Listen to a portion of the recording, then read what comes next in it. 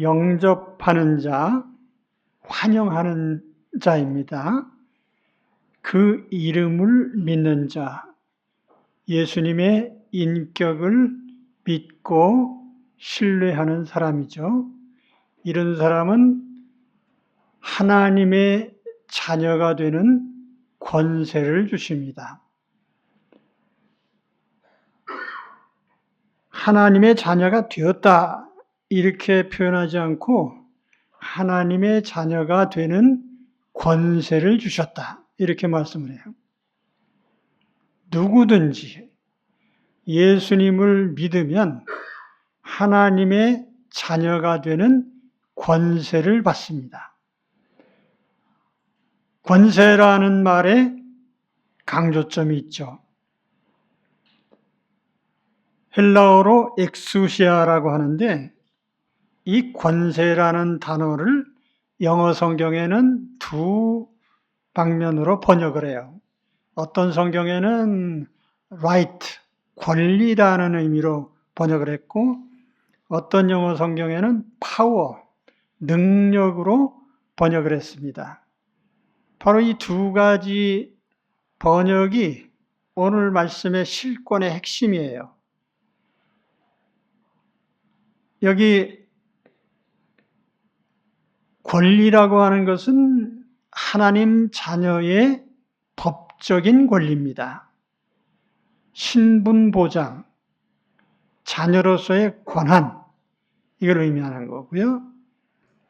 여기 능력이라고 번역할 때는 실질적으로 우리 안에 있는, 내재하는 능력을 말해요. 우리가 가지고 있는 자녀로서의 능력이죠. 오늘 내가 진정한 하나님의 자녀라면 내게는 자녀다운 법적인 권리가 있고 실제적인 능력이 있습니다. 여러분, 예수님을 다 영접하셨습니까? 그럼 하나님 자녀이죠. 그러면 여러분, 하나님의 실권을 가지고 있다고 생각하십니까? 실권이 느껴지십니까? 점점 줄어드네요. 하나님의 실권을, 하나님 자녀로서의 실권을 내가 가지고 있다고 생각이 됩니까? 느껴집니까? 그래서 제가 오늘 말씀을 준비했어요. 여러분, 명목상 자녀로 살지 마시고 실권 있는 자녀답게 사시기 바랍니다. 아까 엑수시아라는 권세라는 단어가 두 가지 의미로 번역된다고 했죠. 첫 번째는 법적인 권리입니다.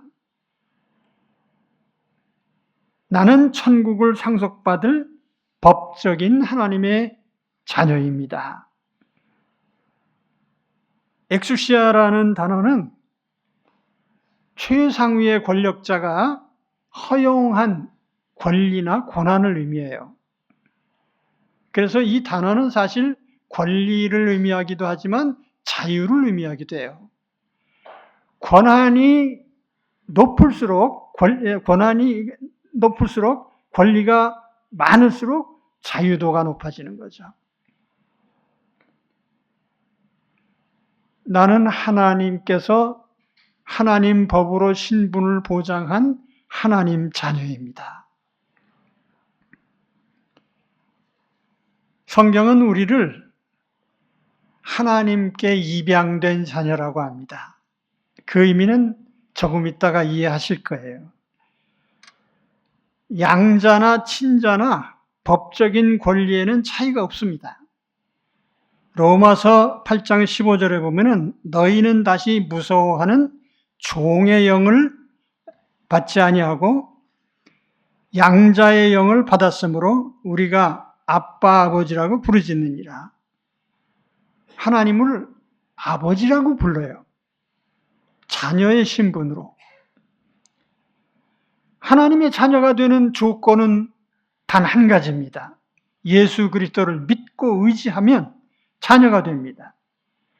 예수님을 믿지 않으면 자녀가 될 수가 없어요. 억만금을 가져와도 돈으로는 자녀의 지위를 살 수 없어요. 왜 그럴까? 창세 때에 보면은 하나님 자녀의 조건은 딱 한 가지예요. 죄가 없어야 돼요.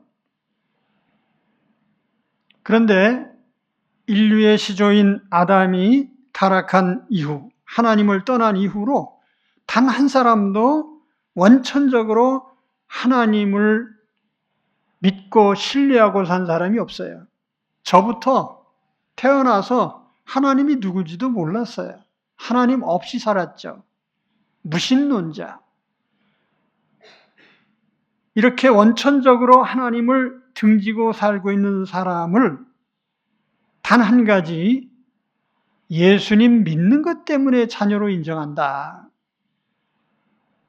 이거 참 신기한 일이죠. 어떻게 그럴 수 있어요?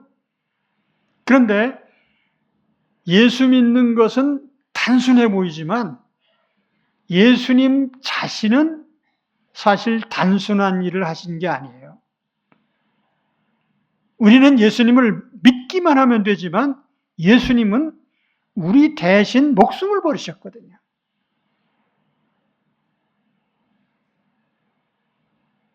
내가 과거와 현재와 미래에 지을 모든 죄값을 지시고 예수님은 십자가에서 목숨을 대신 버리셨습니다. 예수님의 죽음은 단순한 희생이나 상징적인 희생이 아니고 속죄의 죽음이에요. 그래서 이거를 영어로 표기할 때는 redemption이라고 합니다. 대신 속죄하셨다 그래서 대속이라 그래요. 예수님은 나의 과거와 현재와 미래의 모든 죄를 대신하여 십자가에서 죽으셨습니다. 그러므로 나는 믿는 것 한 가지뿐 행한 것이 없어도 하나님의 자녀로 완전하게 받아주시는 겁니다. 마치 죄가 전혀 없는 사람처럼 의인으로 받아주셔요. 그런데 예수님이 내 죄를 대신하신 것은 단순히 속죄만 하신 게 아니에요. 우리는 예수님을 믿은 이후로도 계속해서 죄를 짓고 있습니다. 하이델베르크 신경에 보면 우리는 죄를 누적해가고 있다 이렇게 얘기를 합니다. 예수 믿은 후에 죄를 안 짓는 게 아니라 죄 짓는 빈도가 줄었을 뿐이고 여전히 죄는 짓고 있는 거예요. 그러니까 죄는 누적되고 있죠. 그럼에도 불구하고 예수님 믿는 것 때문에 속죄를 받았을 뿐 아니라 의롭다고 인정을 해주시는 거예요. 의롭다는 말은 의롭게 행했다는 뜻 아니에요? 의롭게 행한 게 없는데 의롭다고 인정을 해주신단 말이에요. 이걸 우리가 교리적인 말로 칭의라고 합니다. 의롭다고 칭한다. 또 로마서에 보면은 의롭다 하심을 받았다 이렇게 표현합니다. 왜 그래요? 내가 의로운 행위를 하지 못했음에도 불구하고 나를 대신하여 예수님께서 모든 의로움을 다 대신 행해 주셨어요. 그래서 예수님의 의가 우리에게 전달이 된 거예요. 이거를 교리적인 표현으로는 의의 전가라고 합니다. 그래서 성경에 보면 이것을 하나님의 의 이렇게 표현해요. 하나님의 의가 우리에게 주어진 거예요. 그 성경은 이것을 의로 옷 입었다 이렇게 표현을 합니다. 의롭지 않은 사람에게 하나님의 의로움을 옷처럼 입혀주셨어요. 그 의인 취급을 해주시는 거죠. 여러분 하나님의 자녀가 됐다는 것은 이와 같이 법적으로는 과거, 현재, 미래의 모든 죄를 속죄, 사면받은 사람이고 또 의롭지 못함에도 불구하고 의로운 자로서 예수님이 대신 다 행하셨기 때문에 하나님의 의가 우리에게 덮어 씌워진 의인 취급을 받는 하나님 자녀가 된 겁니다.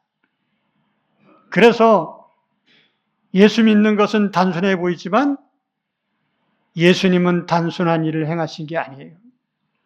이렇게 우리를 대신해서 십자가에서 목숨을 버리셨고 우리를 대신하셔서 의로운 모든 삶을 행해 주신 분입니다. 살아주신 분이에요. 그래서 우리는 이와 같이 하나님 품 안에서 의인이 된 거예요. 모든 사람이 죄를 범하였음에 하나님의 영광에 이르지 못하더니 그리스도 예수 안에 있는 속량으로 말미암아 하나님의 은혜로 값없이 의롭다 하심을 얻은 자 되었느니라. 그러므로 사람이 의롭다 하심을 얻는 것은 율법의 행위에 있지 않고 믿음으로 되는 줄 우리가 인정하노라. 이와 같이 우리가 하나님 자녀이기 때문에 이 신분은 법적으로 보장된 거예요. 절대로 누구도 뺏을 수 없어요. 빼앗기지 않습니다. 심지어는 내가 가끔 실족하고 죄를 짓고 잘못된 길로 빠질지라도 여전히 하나님의 자녀로 계속 인정해 주십니다.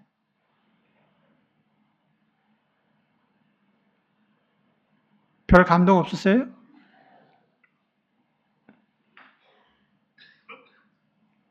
내 삶과 행위와 상관없이 하나님의 자녀의 신분을 우리는 유지해 갈 수 있는 거예요.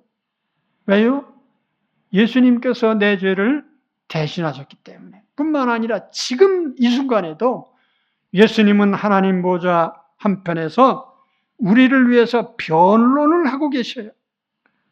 하나님의 심판대 앞에서 우리를 위하여 변호하고 계십니다. 요한일서 2장 1절에 보니까 나의 자녀들아 내가 이것을 너희에게 쓰면 너희로 죄를 범하지 않게 하려 함이라.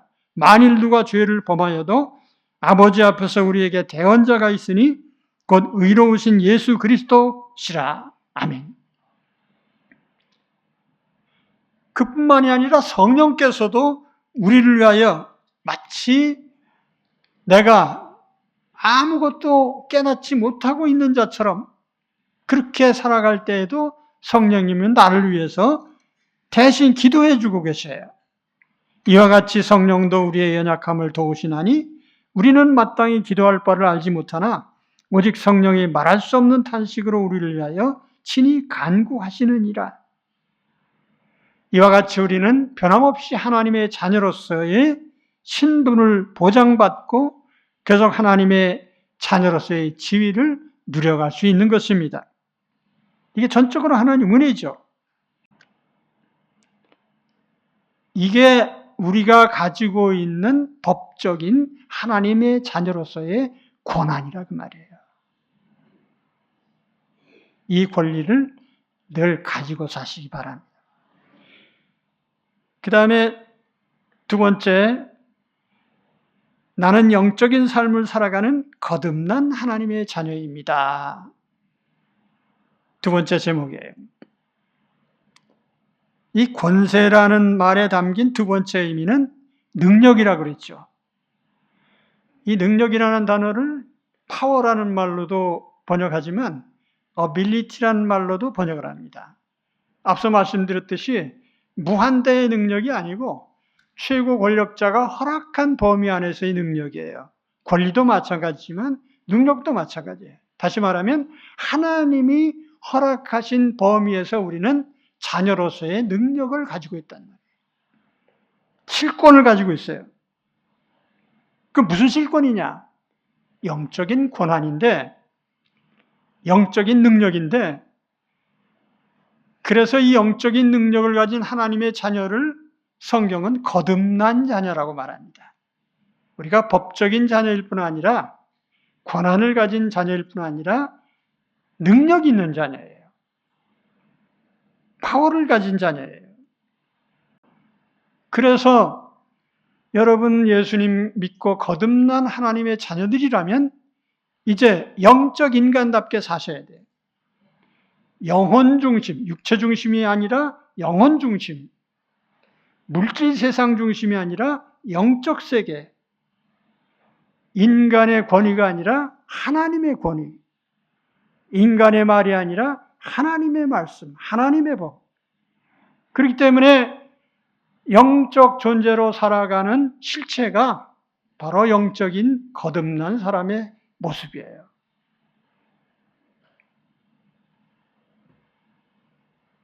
여러분, 내 속에 지금 이런 영적 실권이 있는 것 같아요? 내가 영적인 인간 같습니까? 그래도 돈 있어야지. 뭐 그렇습니까? 육체적으로 건강해야지. 물론 건강해야지. 그렇다고 해서 육체의 삶이 전부는 아니에요. 앞서도 말씀드렸지만 연세가 들면요, 앞으로 몇 년 더 살까 그걸 생각해요. 1년 더 살는지 10년 더 살는지 뭐 확신이 안 서요. 그러니까 현세라고 하는 데 대해서 그다지 많은 비중을 두지 않습니다. 물질 세상, 육신 세상, 이거보다는 영혼이 잘 되는 것, 영적인 세상, 하나님 나라, 하나님의 품, 이런 걸 생각하게 되는 거예요. 여러분, 내가 지금 어떤 식으로 살고 있어요? 육체가 주도합니까? 영혼이 주도합니까? 그런데 이 거듭난 사람은 영적인 능력이 있다고 그랬어요.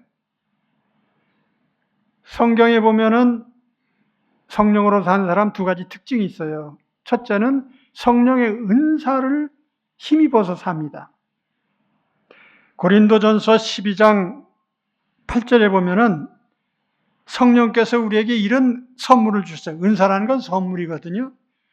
어떤 사람에게는 성령으로 말미암아 지혜의 말씀, 어떤 사람에게는 같은 성령을 따라 지식의 말씀, 다른 사람에게는 같은 성령으로 믿음, 어떤 사람에게는 한 성령으로 병 고치는 은사를, 어떤 사람에게는 능력 행함을, 어떤 사람에게는 예언함을, 어떤 사람에게는 영들 분별함을, 다른 사람들에게는 각종 방언 말함을, 어떤 사람에게는 방언들 통역함을 주시나니.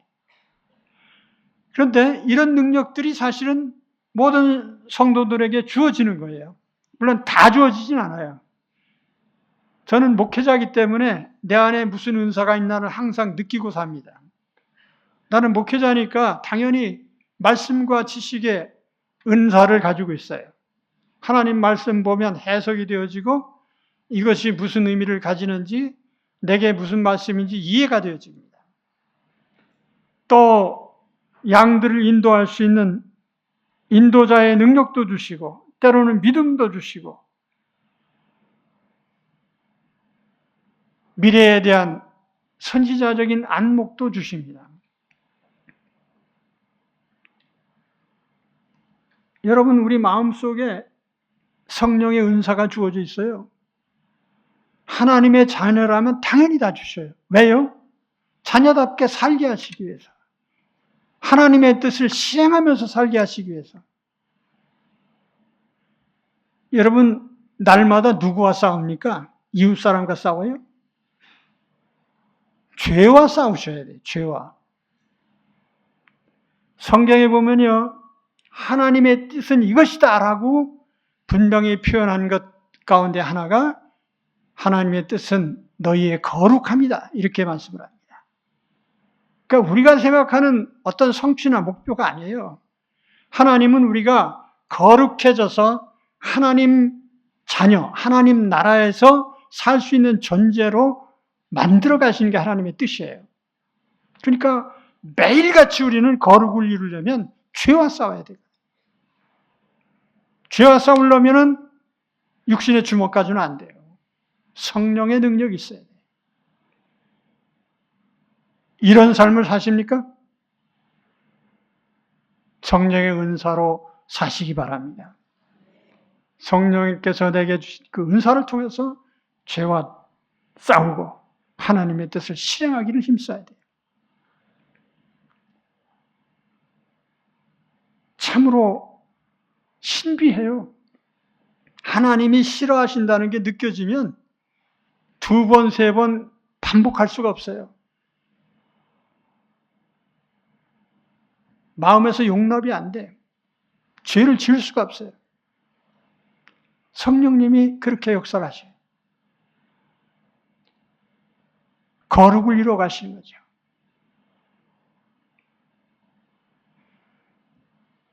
영적 삶을 살아가는 사람의 두 번째 특징은 인격 속에 성령의 열매가 맺혀져요. 성령의 은사는 선물이에요. 일종의 능력이에요. 그런데 열매란 또 뭐냐? 성령의 열매라는 건 우리 인격 속에 성령이 원하시는 성품이 생겨난다 그 말이에요. 이런 것들이 하루아침에 뚝 떨어지는 게 아니에요. 성령의 뜻을 따라 살아가려고 하다 보면 우리 인격 속에 그런 성품이 생겨나는 거예요. 그 어떤 사람들 그래요. 예수 믿어도 태어난 성품은 바꿀 수 없어. 근데 바꿀 수 있어요. 어떻게 해요? 성령의 열매를 내 성품 속에 맺어가면. 제가요, 성질이 엄청 급한 사람이었어요, 옛날에. 뭘 보면 알 수 있냐? 뜨거운 걸 못 먹어요. 그 집사람이 뭘 이렇게 음식을 해놓으면 무조건 푹 넣었다가 지어가지고 후닥닥 뱉어놓고 그랬거든요. 근데 그건 아직 남아있지만 다른 성품은 상당히 느긋해졌어요. 네. 성령께서 내 성품도 바꿔주셔요. 네. 뻐럭 화낼 것을 한 단계, 두 단계 참은 다음에 그 성령의 열매가 영적으로 인격 속에 맺혀지는 거예요. 그러니까 영적인 사람이 되는 것이고 영적인 삶을 사는 것이죠. 여러분, 하나님의 자녀의 실권이라는 게 세상에서 높아지는 거 아니에요. 영적인 권능을 가지고 죄와 싸우고 하나님의 뜻을 실행하고 인격 속에 하나님의 성품이 맺혀지는 이것이 실질적인 하나님의 자녀의 실권인 것입니다. 바로 이런 삶을 사시기 바랍니다. 보람 있죠? 성령의 열매가 내 마음에 맺어지는 거 보면 얼마나 보람 있겠어요. 아, 내가 하나님의 사람으로 되어가는구나. 이런 능력으로 사시기를 축원합니다. 오늘 말씀을 다시 요약하겠습니다. 누구든지 예수님을 믿으면 하나님의 자녀가 됩니다. 명목상 자녀가 아니라 실권 있는 자녀가 돼. 엑수시아. 첫째로는 법적인 권리를 가진 자녀가 된다. 자녀의 신분이 보장되고 천국의 상속권을 가진 자가 된다. 그러니까 천국의 상속권자답게 의연하게 사셔야 돼요. 또 영적인 권한을, 실질적인 능력을 가지게 된다. 죄와 싸우고 마귀와 싸우고 그리고 세상 풍파에 흔들리지 않고 내 인격 속에 하나님의 성품을 세워가는 그런 사람이 되는 것입니다. 자, 이런 사람은 영적 삶을 살기 때문에 세상에 그다지 많은 관심 두지 않아요. 여러분, 영적인 안목으로 살다 보면요, 세상이 격변해도 크게 흔들리지 않아요. 세상은 정해진 코스가 있습니다. 성경에 보면 창세로부터 시작해서 새하늘과 새 땅으로 역사는 목표를 향해서 굴러가는 것이고 이 세상의 종말은 멸망이에요. 새하늘과 새 땅으로 새롭게 대체가 되는 겁니다. 그러니까 이 세상에 미련을 두지 말라 그 말이에요. 그럼 우리는 어떻게 살아야 돼요? 하나님 자녀답게 영적인 삶을 살아가라 그 말입니다. 여러분, 영적으로 신령한 삶을 살면 세상이 어떻게 변해도 불안하지 않아요. 안정된 삶을 누리실 줄 믿습니다. 이런 하나님의 자녀로서의 실권을 가진 자녀들이 되시기를 주의 이름으로 축원합니다.